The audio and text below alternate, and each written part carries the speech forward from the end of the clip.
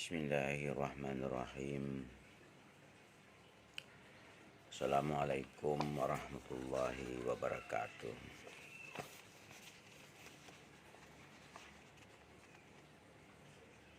Pembahasan kita pada kesempatan ini adalah penggolongan koperasi dan UKM.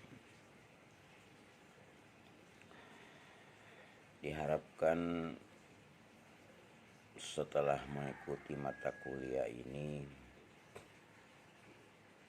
mahasiswa sudah mampu menjelaskan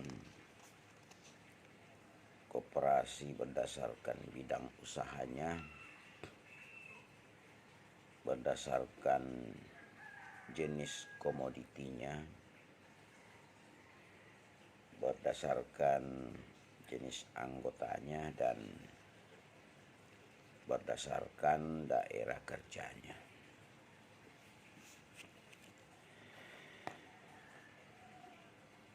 Mahasiswa yang berbahagia,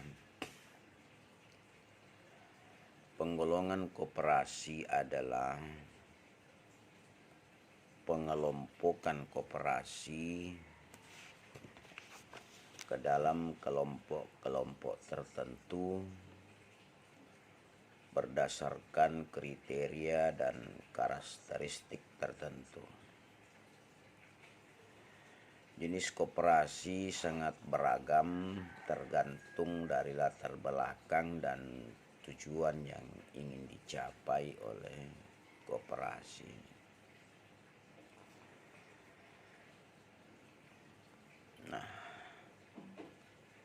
Sebagaimana kita pahami bahwa tujuan penggolongan koperasi dapat dilakukan berdasarkan pendekatan sebagaimana pasal 16 Undang-Undang Nomor 25 Tahun 92. Di situ dijelaskan bahwa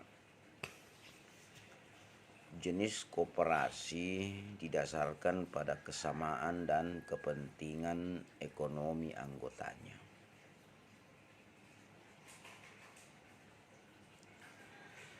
Dalam penjelasan pasal tersebut diuraikan jenis koperasi ada yang disebut koperasi simpan pinjam, ada yang disebut koperasi konsumen, koperasi produsen, koperasi pemasaran, dan koperasi jasa. Sedangkan jika dilihat dari berbagai pendekatan, jenis koperasi dapat dibedakan berdasarkan bidang usaha, bisa berdasarkan jenis anggota, jenis komoditi, dan daerah kerjanya. Nah, oleh karena itu, berdasarkan bidang usahanya, yang pertama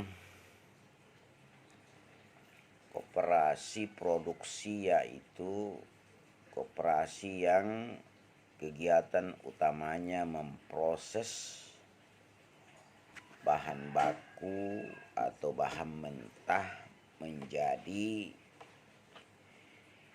barang, apakah setengah jadi ataukah barang jadi.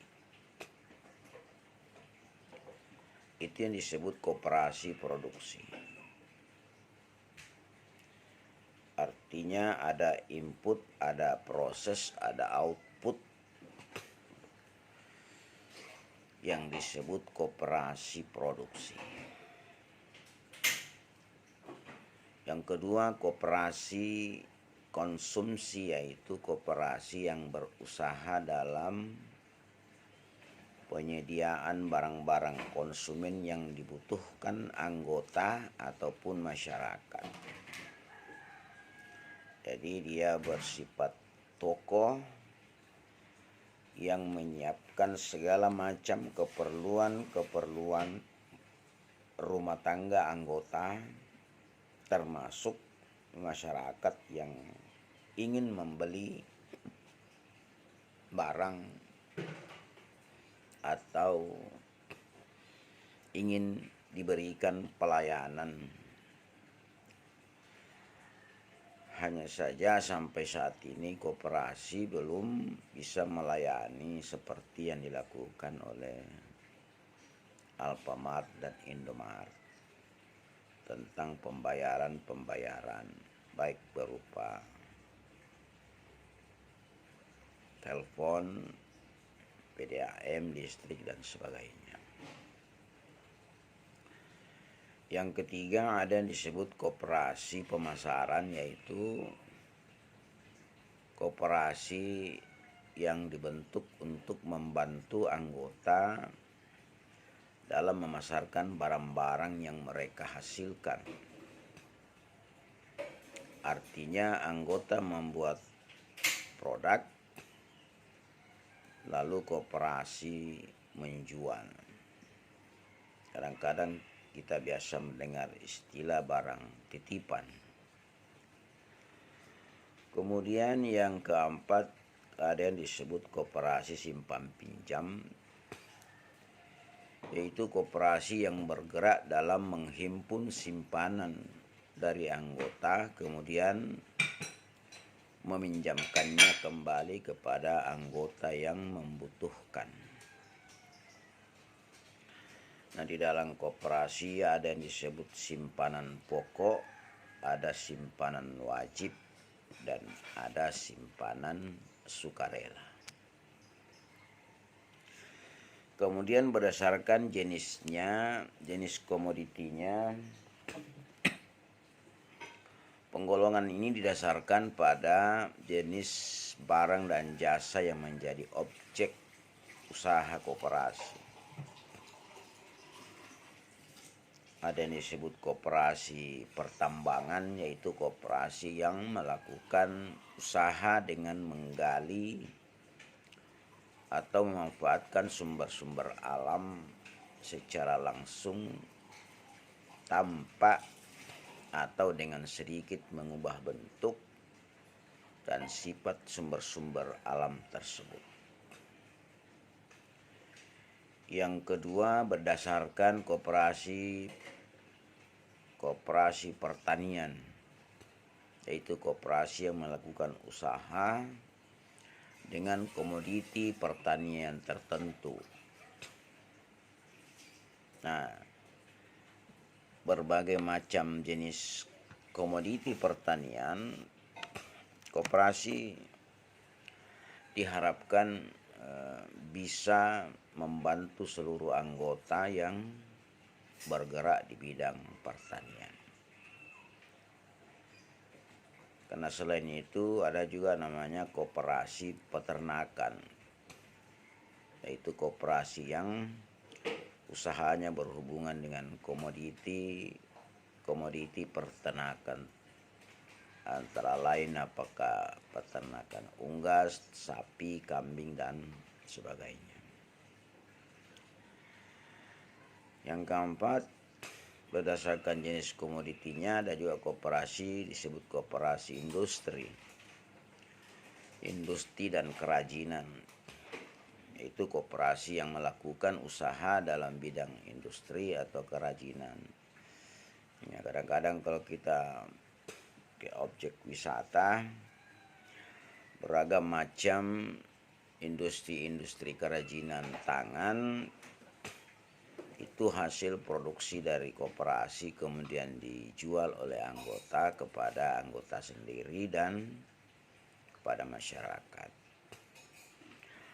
Ada juga yang disebut dengan koperasi jasa, yaitu koperasi mengkhususkan kegiatannya dalam memproduksi dan memasarkan kegiatan jasa tertentu. Ya, itulah harusnya di koperasi sudah ada penjualan jasa, misalnya pembayaran listrik, pembayaran air, pembayaran telepon dan sebagainya. Ini yang disebut dengan koperasi jasa. Lebih jauh saudara bisa kembangkan bidang-bidang usaha koperasi ini, banyak literatur yang bisa saudara kembangkan, bisa Anda menambah wawasan dari apa yang kita bahas hari ini. Dan minggu depannya kita akan membicarakan tentang penyusunan rancangan materi dan muatan anggaran dasar dan anggaran rumah tangga organisasi. Oleh karena waktu untuk mengorder buku sudah tidak sempat lagi, dengan harga 50 karena yang mengorder hanya 30 dari kurang lebih 30 orang dari 3 kelas, sehingga nanti saya akan memberikan nomor telepon penerbit jika Anda ingin memiliki buku. Itu harganya 124.000 dan bisa secara langsung Anda dapatkan. Boleh Anda miliki sendiri dengan mengorder, dan bisa juga satu buku 2 orang, supaya pemahaman Anda tentang koperasi ini bisa lebih dalam. Karena diharapkan setelah Anda nanti sarjana atau masih dalam proses kuliah, saudara bisa membentuk koperasi. Karena kita akan bahas nanti ke depan bagaimana proses pendirian koperasi. Jadi boleh memiliki sendiri buku tersebut, dan bisa juga satu buku 2 orang supaya lebih murah, karena harganya 124.000, Anda bagi 2 saja.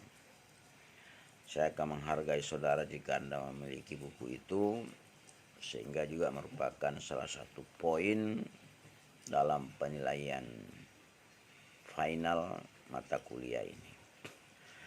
Demikian pertemuan kita pada hari ini. Sukses selalu buat saudara, semoga sehat walafiat, dan semoga pandemik ini segera berakhir sehingga kuliah tatap muka kita bisa berlangsung. Demikian, Assalamualaikum warahmatullahi wabarakatuh.